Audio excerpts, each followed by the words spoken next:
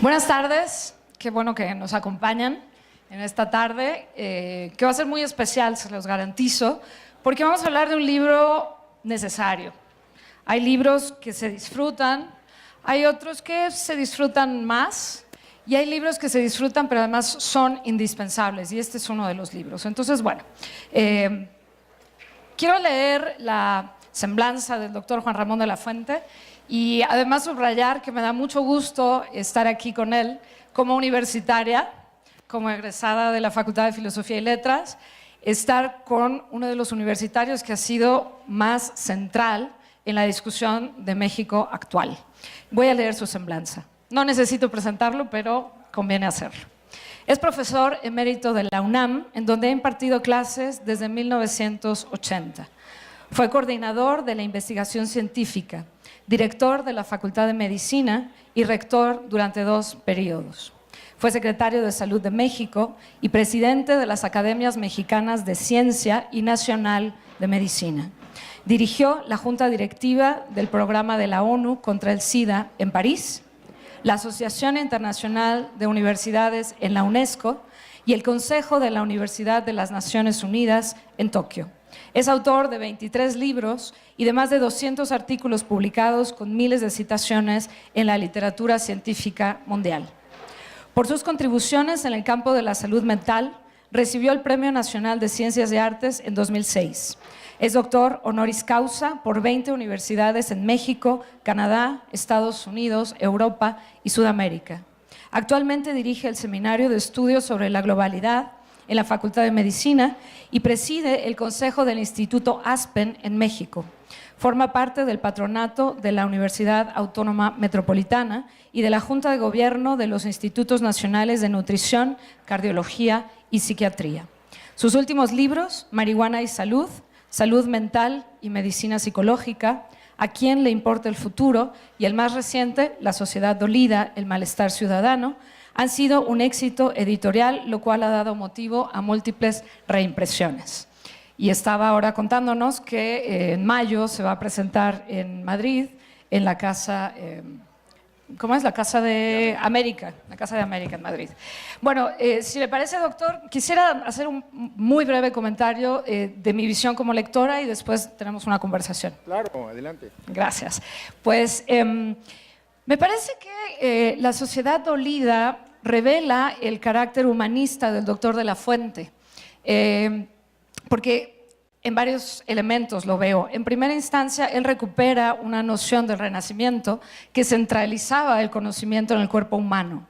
Y a partir de esa metáfora explica realidades. En este caso, en el de La sociedad dolida, el doctor de la Fuente explica la sociedad mexicana como un cuerpo bien coordinado, más o menos coordinado, depende del momento, pero que está integrado por órganos que tienen una relación jerárquica. Y el doctor de la Fuente lo que hace es explicar cómo ese cuerpo compuesto por órganos se encuentra enfermo. Y es una manera de explicarlo que resulta muy clara para cualquiera. Aterriza el conocimiento. Y él dice que elementos tóxicos han entrado al cuerpo para desequilibrarlo. Corrupción, desigualdad, populismo, demagogia, ignorancia e indolencia. Yo creo que todos nosotros podemos coincidir con esta visión, quizá no la hemos expresado con esas palabras. Pero el libro, además de ser un diagnóstico sustentado y de tener una narrativa ágil pero morosa cuando hace falta para puntualizar algún aspecto, también es esperanzador porque habla de posibles curas. Con sus ojos y sus manos de doctor, con ese rigor de auscultar, con manos que ven y ojos que tocan, logra hacer un diagnóstico muy certero y hablar de una agenda social en la que todos nosotros, todos los que estamos aquí, nos vemos involucrados. Solo quiero subrayar 2 aspectos. Uno es el de la universidad. El doctor habla de la urgencia de participar, de no quedarnos sentados viendo cómo el cuerpo está enfermo, como está en una crisis, sino levantarnos y hacer algo al respecto. Si fuera el cuerpo de un ser querido, llamaríamos al doctor, iríamos por las medicinas, lo hospitalizaríamos, porque a veces cuando vemos que la sociedad mexicana está dolida, tomamos un poco esta actitud de indolencia, se pregunta el doctor, y dice, ¿acaso ha llegado el momento de ya no dejar la política solo en manos de los políticos? Se ha vuelto demasiado importante. Este concepto me parece toral. No podemos dejar la política solo en manos de los políticos, que además no lo han hecho del todo bien. Y el doctor propone la universidad como el espacio de difusión, de análisis, de inteligencia crítica, de una conciencia reflexiva y, por tanto, la universidad debe ser un espacio privilegiado donde se construya una salida, una curación. Y él no es acrítico, y esto lo subrayo, porque desde su visión, la UNAM tiene carencias y me da mucho gusto que lo subraye. Dice, a la universidad le hace falta atreverse. Somos una institución que propone muchos cambios hacia afuera y a la vez solemos ser muy resistentes a generar cambios hacia adentro. Y como universitaria creo que tiene toda la razón y me parece muy pertinente subrayarlo. Y en segunda instancia, otro de los temas que toca en la sociedad dolida es el mundo de las drogas. La marihuana. Pensar en un México sin drogas no es real. No es real. Existen dos caminos, explica el doctor en el libro. Uno es el punitivo y de la prohibición, y el segundo es el de la regulación. Hemos caminado por el primero y hemos visto que no funciona, que no da resultados, que nos ha lastimado como sociedad. Entonces él propone que sigamos andando y sigamos desarrollando el de la regulación, que además permitiría tratar a los adictos no como criminales, sino como enfermos, y adicionalmente generaría ingresos para la investigación. Y aquí termino con mi comentario y quisiera preguntarle en primera instancia, doctor, uniendo estos dos puntos, ya que estamos en territorio universitario, ¿qué sigue en la legislación de la marihuana y de qué manera puede la comunidad universitaria aportar a este debate en este momento particular? Gracias, Julia. Bueno, en primer lugar, buenas tardes. Muchas gracias por tu comentario, por tu amable presentación, y quisiera empezar, porque no puedo dejar de hacerlo, por felicitar a la Dirección General de Literatura y a la Dirección General de Publicaciones y a todo el equipo de difusión cultural que nos congrega en esta, creo que es la 10ª edición de este festival. Bueno, es un gran acierto, un acierto más de lo que hace la universidad. Reunirnos en espacios abiertos, plurales, públicos, a discutir sobre lo que pensamos y lo que decimos, y hacerlo de manera abierta, transparente, sin ningún tipo de acotamientos, porque la libertad de expresión y el ejercicio de la discusión plural forman parte de la esencia no solo de la universidad, sino de la democracia. Y por eso decía yo, como lo señalaba Julia, que me parece importante que haya más interacción entre las y los universitarios y los actores políticos, porque aquí en estos espacios hay mucha inteligencia, hay una crítica penetrante que nos hace reflexionar, pero también hay una crítica constructiva que nos hace ver los problemas, y muchas veces la percepción que se tiene, o yo tengo, no sé ustedes qué piensan, es que la clase política o no acaba por entender bien la naturaleza de los problemas, o si la entiende quiere pasar de largo, y por eso la sociedad está dolida y por eso hay un malestar ciudadano. Lo que yo traté de hacer en el libro, Julia, es ver al país, aprovechando hasta donde se pueda mi formación como médico, como en efecto, como un organismo que tiene signos y tiene síntomas, como un organismo que está dolido, y que eso es lo que ocasiona el malestar que experimentamos cotidianamente, y tratar de llegar un poco más a fondo en las causas de ese malestar. Y bueno, uno de los temas que nos agobia, que nos preocupa, tú lo decías, es este que tiene que ver con las drogas, que es un problema que además tenemos todos, incluida la comunidad universitaria. Y me parece que tenemos que enfrentarlo de una manera realista y con los elementos que nos permitan tratar de llegar a la raíz de por qué las políticas prohibicionistas han fallado. ¿Por qué han fallado? Es decir, han fallado porque hoy hay mucho más consumo de drogas que el que había hace algunos años, porque hoy hay una diversidad de oferta mucho mayor que la que había antes, porque en el caso de las drogas, ¿qué creen? Pues los economistas se volvieron a equivocar, porque cuando pensaban que al restringir el producto lo iban a encarecer, hoy la droga es más barata. Entonces, bueno, esta política además hace, como prohíbe, pero no regula y no enmienda y no rehabilita, que el que consuma droga sea calificado como un delincuente, está al margen de la ley. Yo como médico le quiero decir que no estoy a favor de que se consuman las drogas. Las drogas hacen daño, no es una buena idea, pero tampoco estoy a favor de que quien las consuma sea tratado como un criminal, porque no lo es.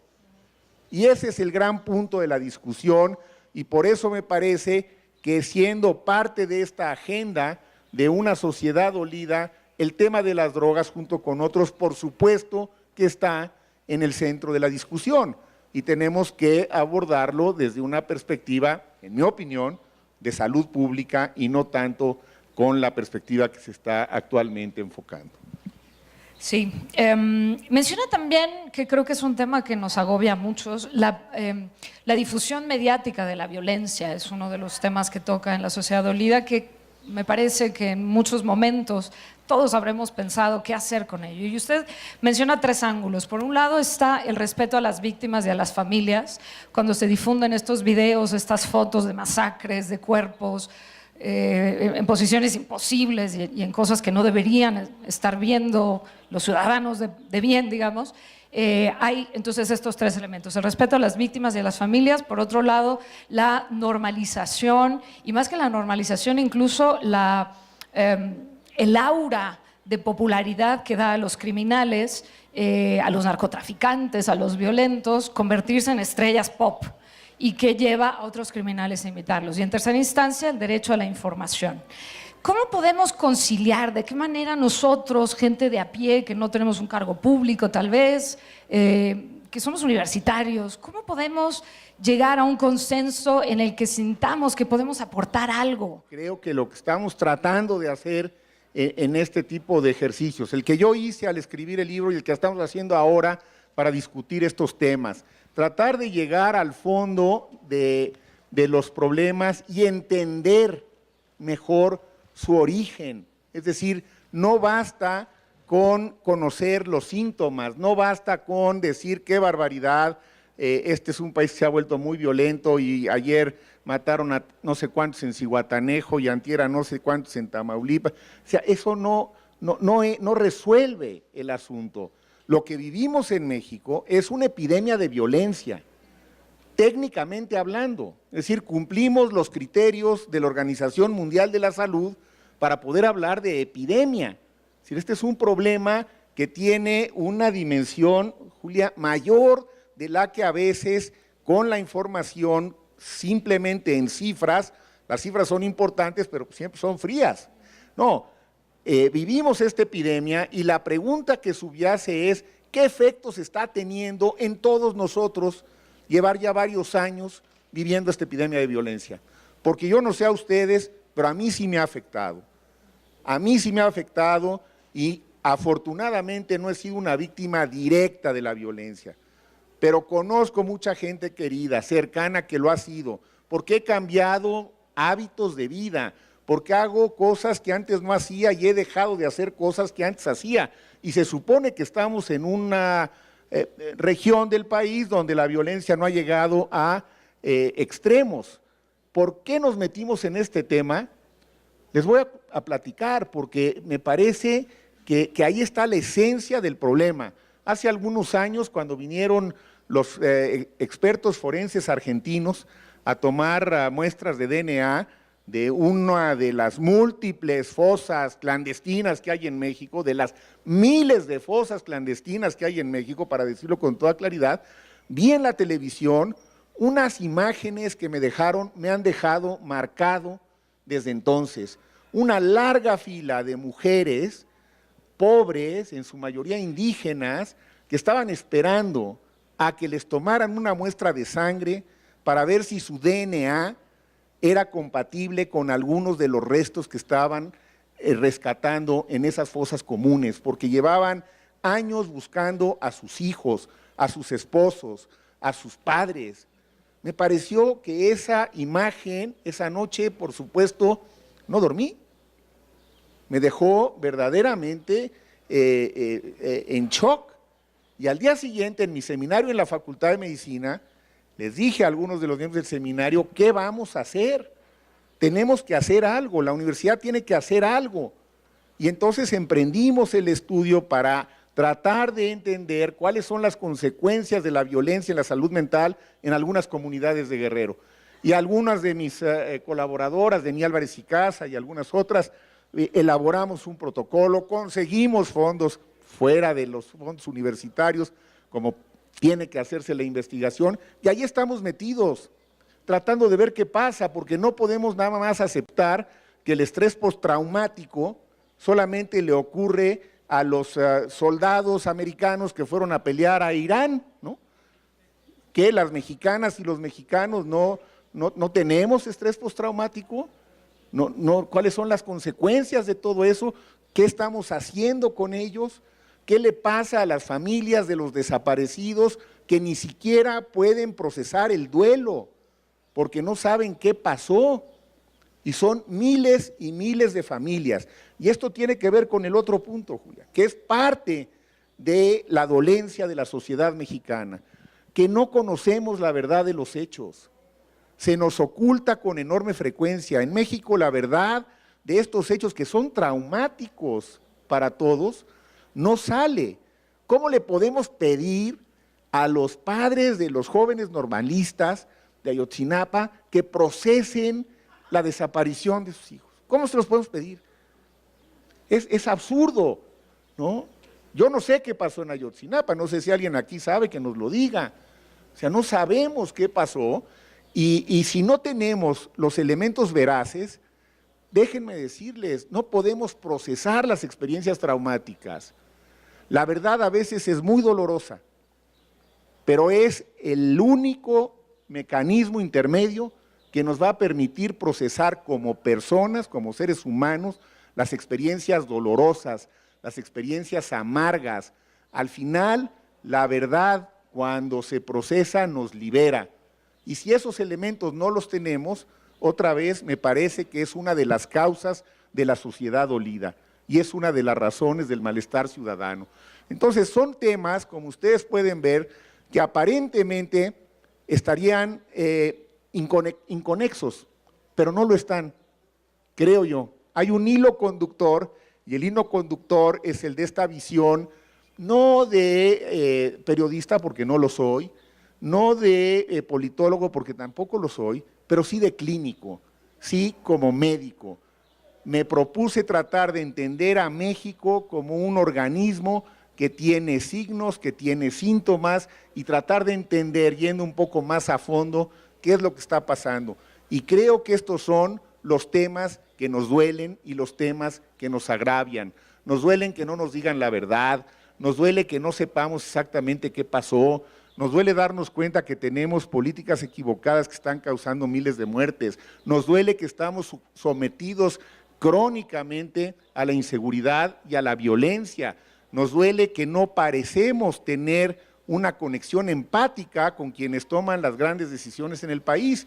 Bueno, estos son algunos de los temas del libro y están planteados con esta perspectiva psicosocial más que estadística o periodística.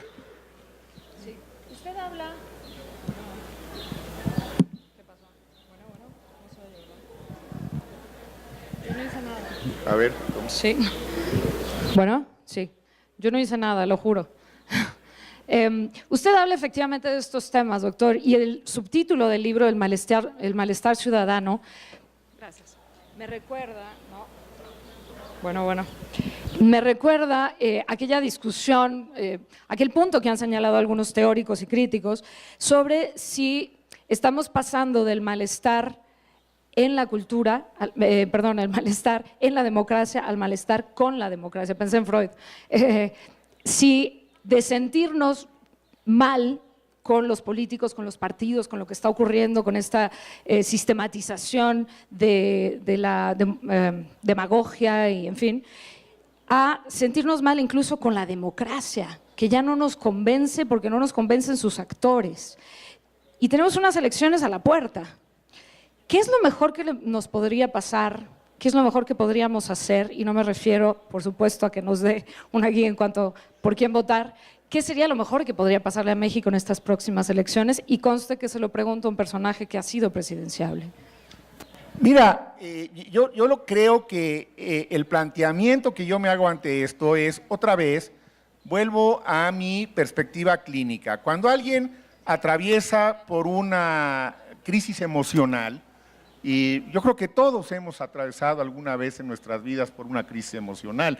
Si hay alguien aquí que nunca haya atravesado por... levanta la mano y luego me dice cómo le hace, porque yo no conozco a nadie que no haya tenido una crisis de esta naturaleza, por muchas razones. Y si tú acudes con un terapeuta o con una terapeuta sensata y le platicas tus cosas y le planteas tus problemas, y una vez que te escucha, quizá lo primero que te va a decir es, muy bien, ¿y qué piensas hacer al respecto? ¿No? Porque, y este es la parte del mensaje que también trato de transmitir en el libro. No podemos quedarnos como vamos, en una dinámica en la que somos nada más víctimas, nos la pasamos quejándonos, las pláticas de sobremesa son siempre sobre lo mismo, con los amigos, con la familia. La pregunta es, ¿qué podemos hacer para tratar de salir de ahí? Porque esa condición no nos ayuda. Es decir, me preocuparía, yo no veo a México al borde del colapso, no creo que el enfermo se esté muriendo, pero sí creo que si no hacemos algo se va a seguir deteriorando. Y eso sí lo veo muy claramente. Si no cambiamos algunas cosas, el deterioro va a continuar porque no habría ninguna razón para que no continúe.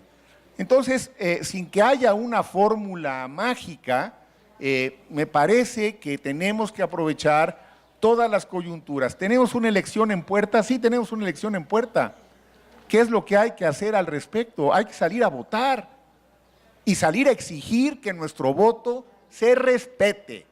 Eso sí lo podemos hacer, que se respete absolutamente y que cada quien vote con absoluta libertad por quien quiera y como quiera. Porque si logramos hacer eso, fíjate, Julia, que me parece que el voto puede acabar siendo terapéutico. Es decir, nos va a ayudar a sentirnos que algo estamos haciendo. Si no lo hacemos, si nos quedamos postrados, sintiéndonos las víctimas, pues me temo que no vamos a avanzar mucho.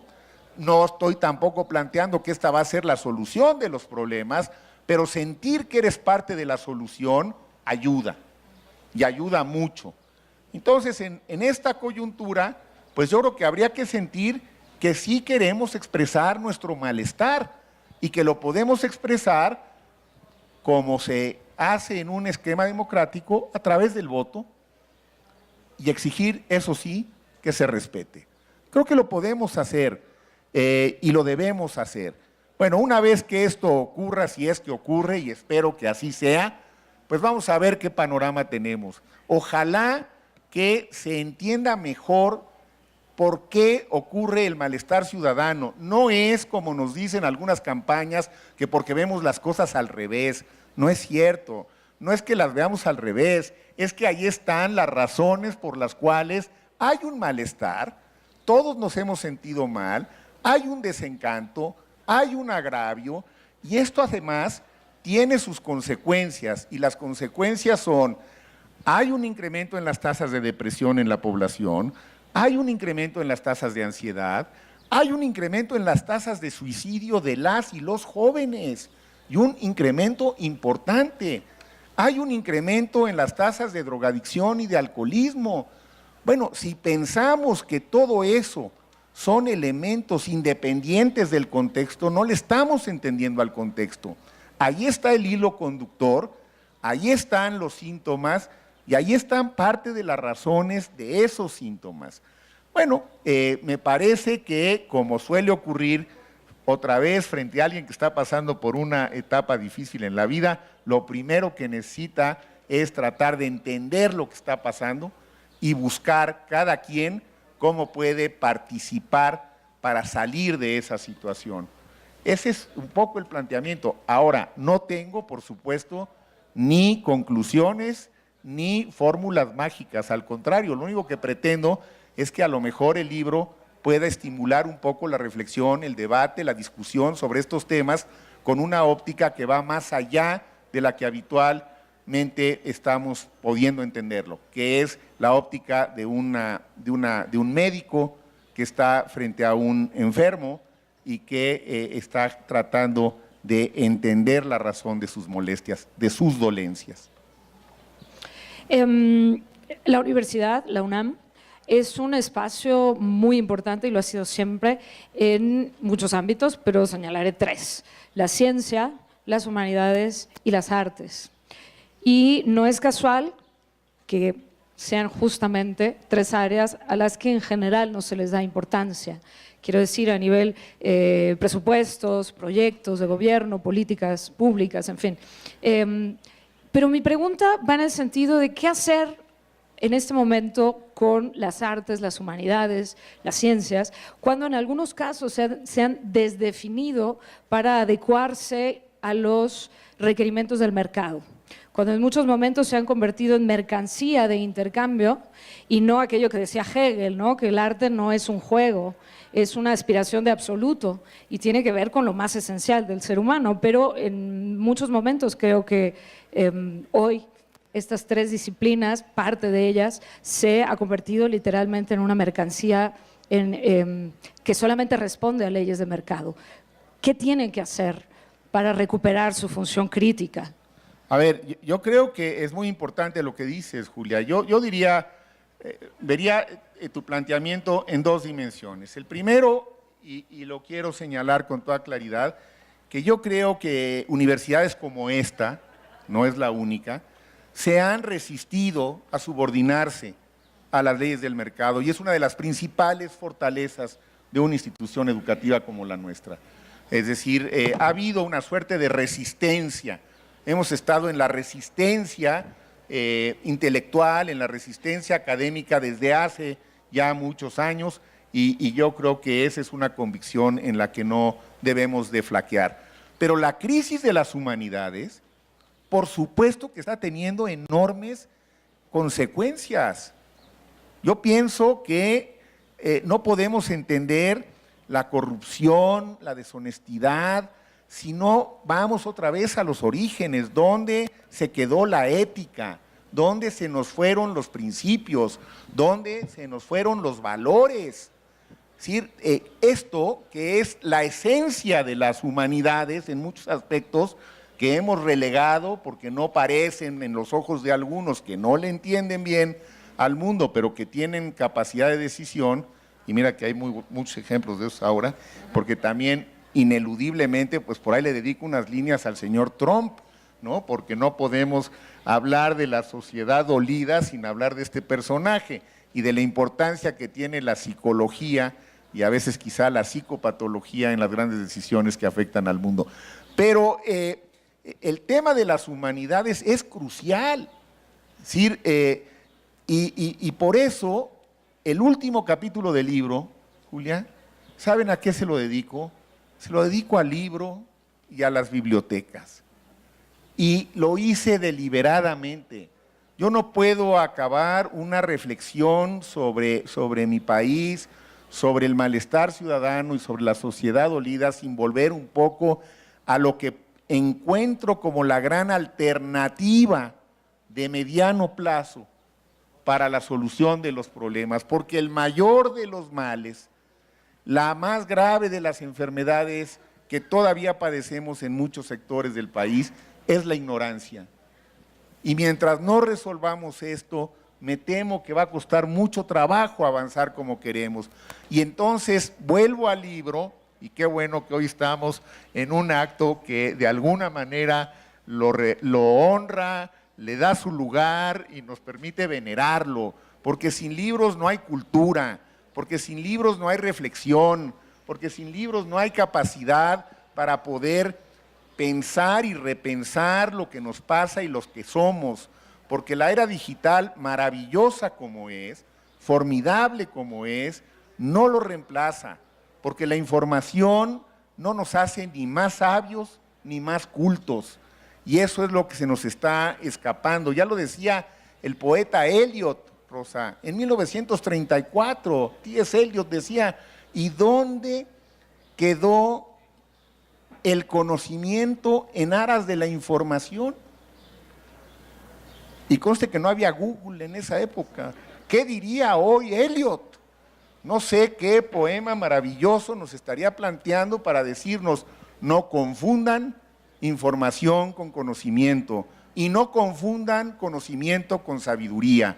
Y para poder contextualizar todo eso y poder decir que hoy estamos más informados que nunca, pero probablemente somos menos sabios que antes, hay que darnos cuenta del valor de las humanidades. Y si eso no lo tenemos claro, mucho me temo que vamos a seguir, porque también estamos inmersos en la dinámica global, en esta dinámica en donde, como le digo yo a mis estudiantes, ustedes están hoy más informados que nunca antes en la historia. Un estudiante de la universidad tiene más información que la que tiene ahora, pero me quedan muchas dudas sobre si esa información los está realmente formando, los está haciendo más sabios. Y la única forma como esto puede mejorar es quizá no con tanta información, sino con un poco más de sabiduría. Hace poco, y termino nada más, porque el tema es muy importante en este punto, me decía un estudiante, obviamente, como te lo dicen con esa frescura, oiga, ¿y usted por qué cree que sabe más que Google? ¿Quién sabe qué le habré dicho? Ya no me acuerdo qué es lo que dije para suscitar esa pregunta, pero me dejó, por supuesto, me zarandeó y le dije, mira, por supuesto que no sé más que Google, pero tengo una ventaja sobre Google. Yo creo que yo puedo interpretar en muchos campos mejor la información que Google maneja. Esa capacidad de interpretarla es la única ventaja que tengo. Es decir, la única ventaja que tenemos sobre la inteligencia artificial, que ya está ahí y que puede procesar Big Data mucho mejor que nosotros y descubrir fenómenos que nosotros no podemos descubrir, pero por más que digan que se parecen a las neuronas, y sí se parecen, los algoritmos de la inteligencia artificial, por fortuna todavía no pueden pensar, por fortuna todavía no pueden interpretar.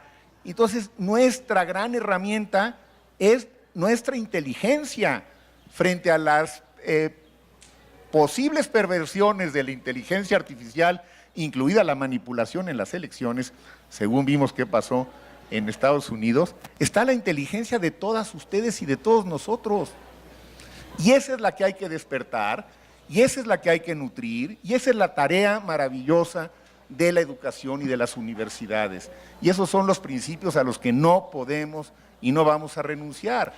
Entonces, estos temas hay que ponerlos en la agenda y hay que entenderlos, porque ahí está la salida de mucha del malestar y de las dolencias de la sociedad, desde mi perspectiva, obviamente, modestamente, como médico. Sigo con mi símil, a mí me ha dado una posibilidad de entender mejor a México desde que me decidí a tratar de profundizar un poco más en sus síntomas y mantener este símil de un organismo que está dolido y que por eso expresa cotidianamente su malestar. Gracias, doctor.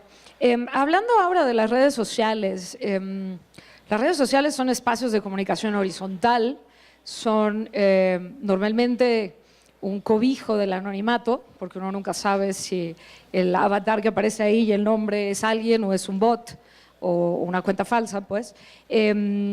son espacios poco dados al diálogo, donde normalmente una cuenta, un perfil, una persona real, quiero decir, suele construir espacios autorreferenciales. Es decir, yo sigo a quienes piensan como yo y quienes piensan como yo me siguen a mí. Con lo cual uno termina pensando que ese es el mundo. Pero resulta que solo estaba yo escuchando a mis vecinos de la cuadra, por decirlo de alguna forma.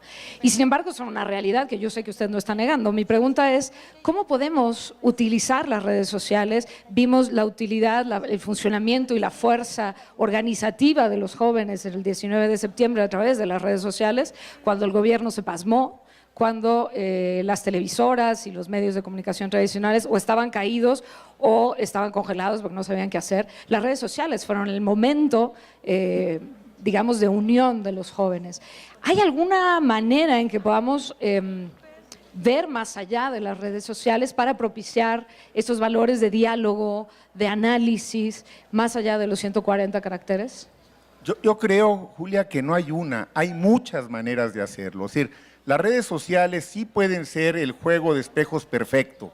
Hoy estamos más conectados que nunca antes y estamos más solos que nunca antes. Quien piensa, ahí está el espejismo, quien piensa que tiene muchos amigos porque tiene miles de seguidores en Facebook, se está equivocando.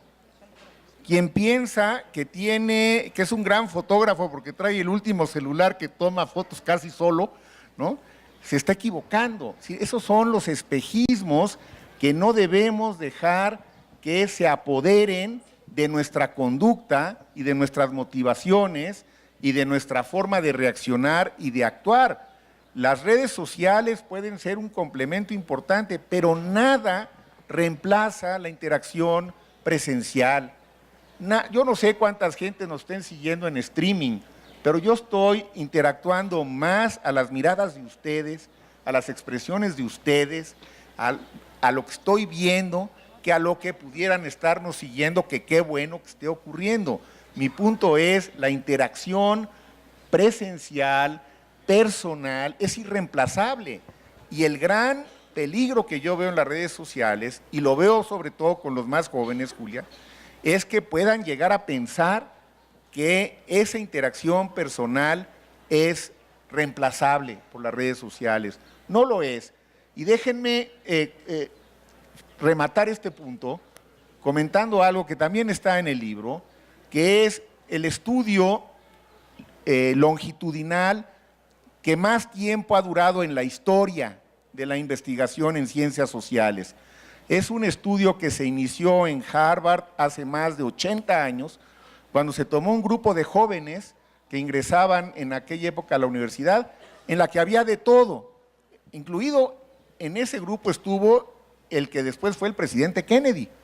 Eran la clase que entraba, la generación que entraba a Harvard, y los psicólogos de Harvard dijeron hace 80 años, vamos a seguirlos para ver cuáles son los factores que determinan su felicidad. ¿Cómo podemos entender y estudiar la felicidad?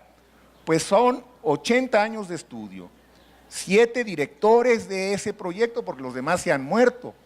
Yo conozco al último, al actual, porque es psiquiatra y tenía yo un contacto previo con él y he estado un poco más cercano. Bueno, se han muerto muchos, como se podrán imaginar, este grupo ha estado, yo creo que es el grupo de personas más estudiadas en la historia, ¿no?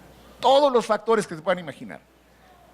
Y al final, los octogenarios que todavía viven y sus familiares que ya entraron al estudio han determinado que la variable que determina, la única variable que puede determinar la felicidad es la capacidad que hayan tenido estas personas para establecer relaciones afectivas con otros. No fue el poder, no fue el dinero, no fue el éxito, ni siquiera fue la salud como tal. Muchos se enfermaron y murieron de cáncer y murieron de algunas cosas que feas, pues digamos. Pero si lograron a lo largo de su vida establecer relaciones afectivas con otros, alcanzaron la felicidad. Bueno, yo creo que este es el mensaje que hoy, sobre todo, hay que transmitirle a los jóvenes, sobre todo a los millennials, que creo que están tan sometidos a este juego de espejos, que piensan que la felicidad, que al final yo sigo creyendo que es uno o debe ser uno de los objetivos de nuestras vidas, tratar de acercarnos a la felicidad, porque si no, pues qué aburrido, ¿no? Qué absurdo, ¿para qué estamos aquí? Hay que tratar de serlo, no digo que lo seamos siempre, pero decirles, ojo, el camino de tu éxito no va a estar por estos bienes materiales, que si te llegan, qué bueno, si los ganaste legítimamente, disfrútalos. El verdadero secreto está más por el lado de cómo estás manejando tus emociones, cómo te estás relacionando afectivamente con los que están cerca de ti, empezando por tu familia, por tus vecinos, por tus compañeros de trabajo, etcétera. Yo creo que es un gran estudio y es una lección importante, y por eso uno de los capítulos le pongo, ¿puede comprarse la felicidad? Bueno, pues ya se los adelanté en este caso. Por supuesto que no puede comprarse, se necesitan ciertos recursos para no tener carencias y hay que luchar por ellos, pero de ahí para arriba lo que cuenta es nuestra vida afectiva, nuestra vida emocional y cómo manejamos esa parte de nuestras vidas a lo largo del recorrido que tenemos que hacer en este mundo. Gracias, doctor. Pues justamente esa iba a ser mi última pregunta relativa a, de nuevo, el valor humanista de lo que es más intrínseco al ser humano, que es el otro, espejearse en el otro. Vamos a dar un espacio a preguntas, si le parece bien, del auditorio. Seguramente habrá muchas por acá. Doctor, gracias por su plática.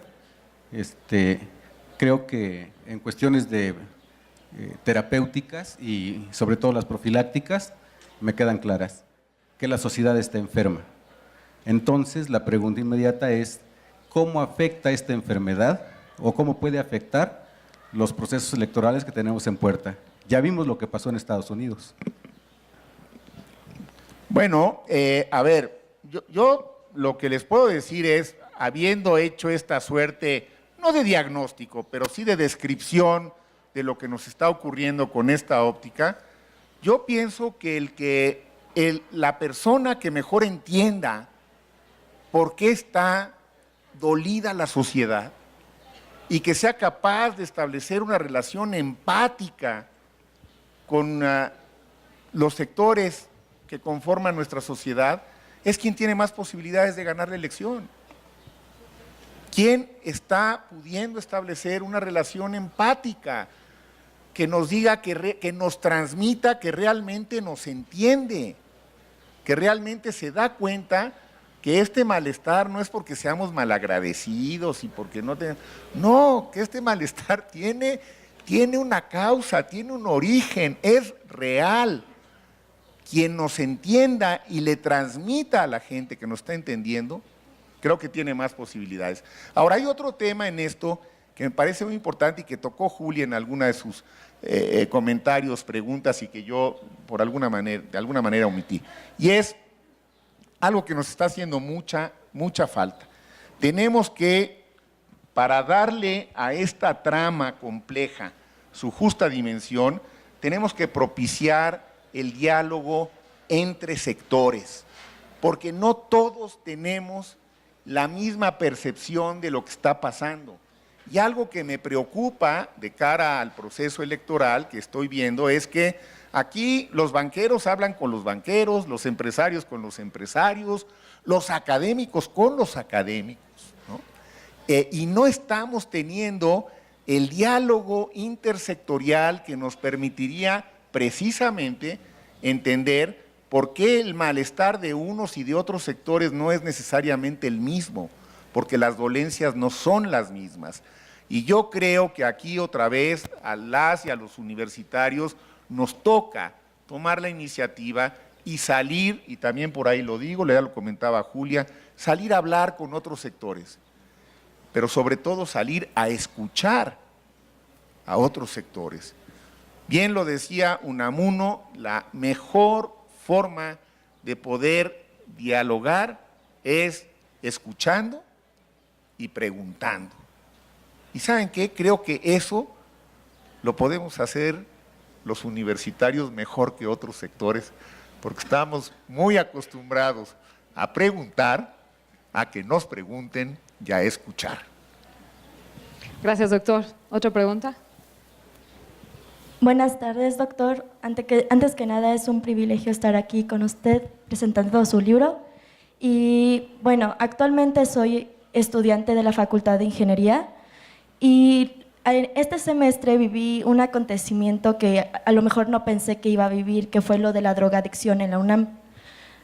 Usted que conoce a la comunidad universitaria, ¿qué me podrá decir cómo los estudiantes podemos combatir esta situación, ya que por un lado tenemos una comunidad que quiere salir a luchar contra esta situación y por otro lado tenemos una comunidad que tiene miedo?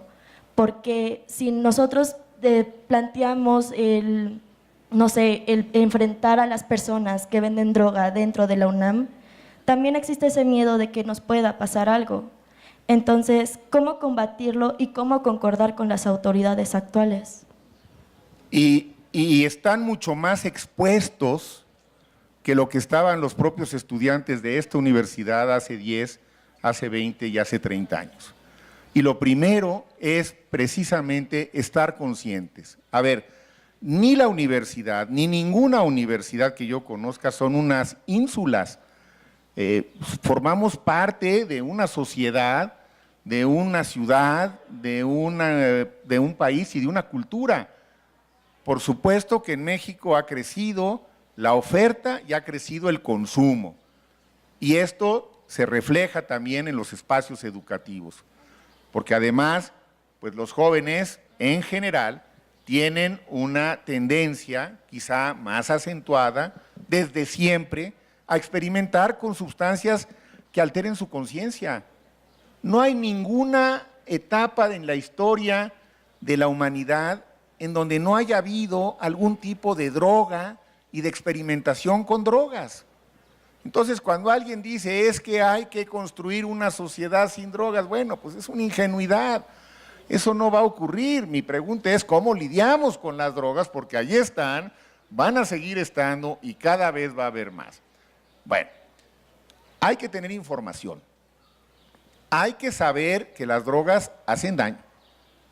Hay que saber que puedes tener un riesgo, si las usas, de desarrollar o no adicción. Hay usuarios que son ocasionales y no generan ningún problema. Yo no me ocuparía de ellos. Hay usuarios que son frecuentes y tienen muchos problemas. Y esos no son delincuentes. No necesitan cárcel, no necesitan combatirse con los cuerpos policíacos ni con el ejército. Estos necesitan programas de prevención y de rehabilitación.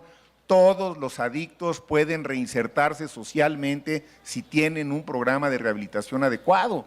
Pero la estrategia fallida contra las drogas, la declaración absurda de guerra contra las drogas, nos ha hecho criminalizar el problema. Y todo el dinero se va en comprar helicópteros y equipar cada vez más a las fuerzas militares. ¿Y dónde está? Menos del 3% se va a los programas de salud, que deberían de ser los que tendrían que estar por delante de todos. La única posibilidad que tienen estudiantes como tú y de tu generación es tener información, tener una clara conciencia de que sí, ahí van a estar las drogas y van a estar cada vez más accesibles. Y al final, cada uno de ustedes tiene que tomar una decisión responsable. Tómenla con información, tómenla midiendo cuáles pueden ser las consecuencias. Me parece que es la mejor opción para prevenirlas. Yo, por supuesto, que apoyo las estrategias del rector Graue de decir esto no se va a combatir con armas y con más balazos. Es absurdo pensar que esto se va a eliminar así.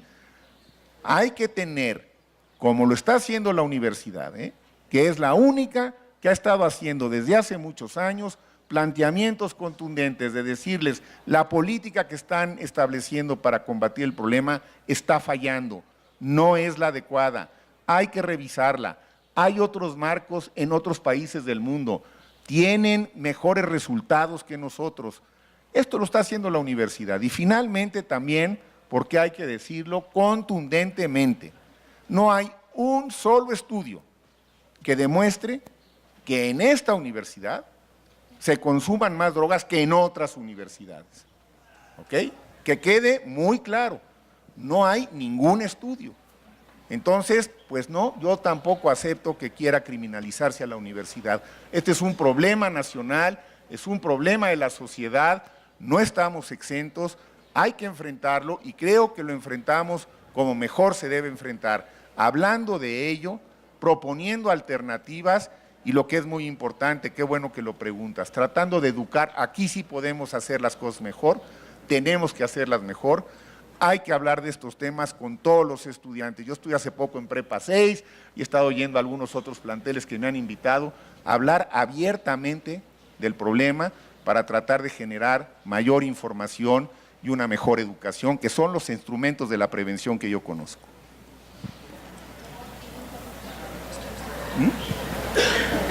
Sí, sí, hay algunos, sí, un ratito. Sí, con mucho gusto. ¿Tenemos espacio para una pregunta más? ¿Sí? Aquí. ¿Sí? Ah, que aquí… Muchas gracias. Parece que acá alzaron la mano antes, perdón. Bueno, ¿Sí? Ok. es una pregunta muy rápida. Aquí en la universidad y en esta parte cultural está habiendo actividades que ayudan mucho a la salud de toda la gente y prácticamente yo acabo de tomar ahorita un taller de 2 semanas en esta parte de difusión cultural, de conocer e interactuar más y ayudar a que se forme mejor el tejido social.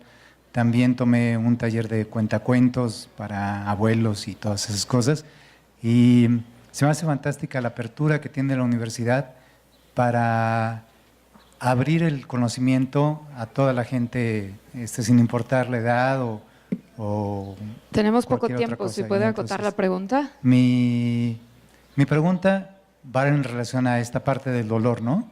Y en la relación a sanar, en vez de descubrir formas de capturar el dolor, en realidad también en la Facultad de Medicina y eso, ¿no?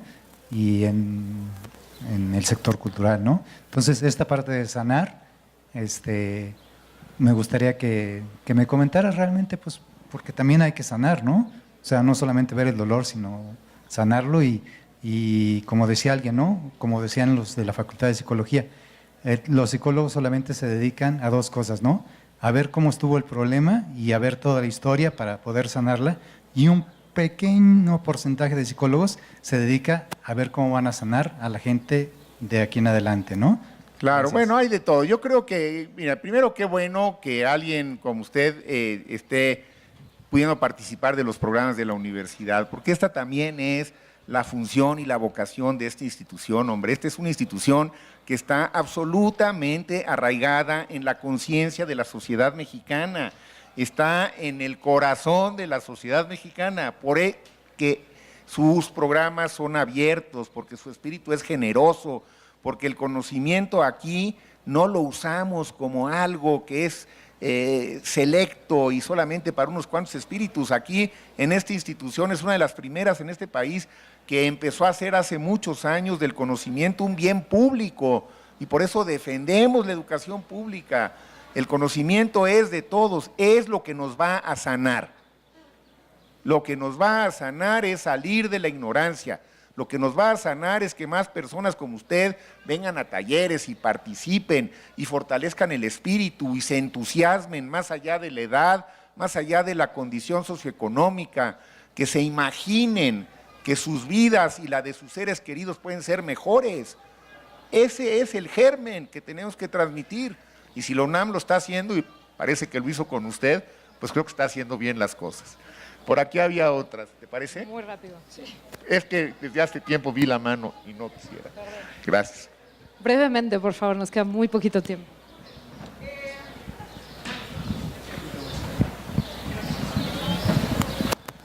Bueno, yo me urge decir esto, que es la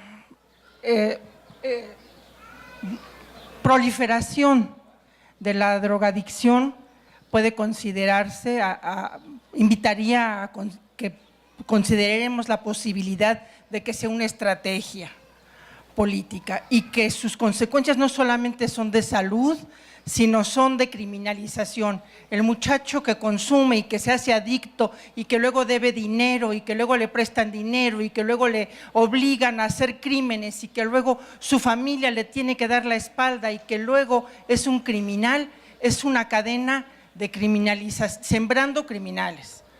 Y la segunda, perdón doctor, es, no quiero la respuesta, pero sí quiero que sepa que lo pregunto es, ¿por qué no es usted candidato a la presidencia?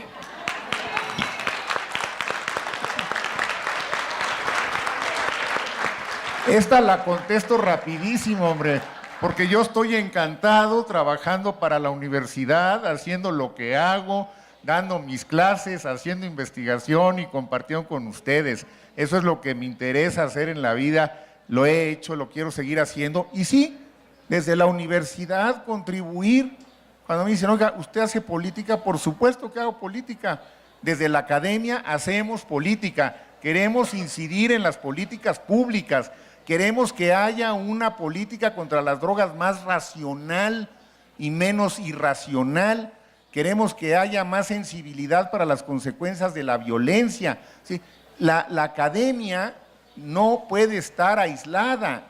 Tiene que regresarle a la sociedad con propuestas lo que la sociedad espera de nosotros, y hay muchas universitarias y universitarios que lo hacen.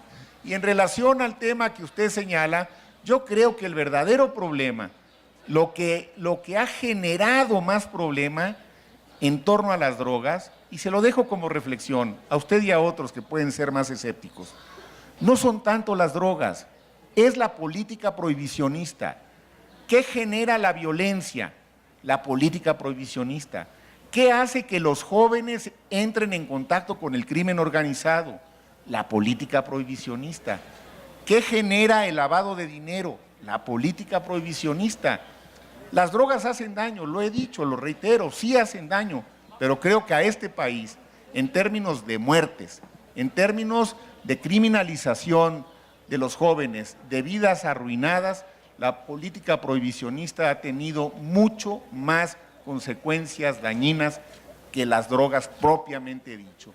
Hay que conocer a las drogas, hay que estar alejado de ellas porque nos hacen daño, y si alguien en pleno uso de sus facultades, siendo mayor de edad, como una atribución a su autodeterminación, desea consumir alguna droga, es su responsabilidad. Yo le diría, te hace daño, pero no podría decirle, estás cometiendo un crimen. Y hoy, con nuestra política, lo que estamos haciendo es criminalizarlos. Gracias, doctor. Julia. Les recuerdo que hay venta de libros. Por favor, lean este libro. Nos va a iluminar, nos va a llevar a una reflexión necesaria. Acompáñenme a darle un aplauso al doctor de la... Gracias, Julia.